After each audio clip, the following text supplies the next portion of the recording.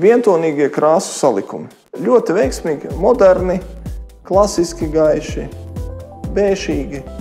Tie arī var būt jūsu plauvi. Jau redzētais tērauds skapī ir iespējams arī atkārtot šo toni alumīnijā. Izteikta alumīnija vai tērauds faktūra dos jūsu skapim tādu akcentu. Koka faktūras gaišos izpildījumos.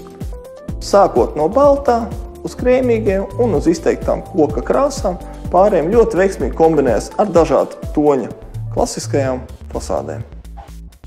Tumši brūnie, klasiskie izpildījumi.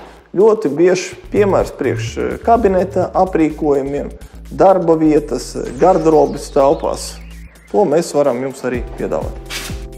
Tumšie toņi, sākot no tumšās venges, pāriet uz pelēcīgajiem antracīta salikumiem, ļoti veiksmīgi priekš akcentiem, ja jums patīk šie izteiktie tumšie salikumi.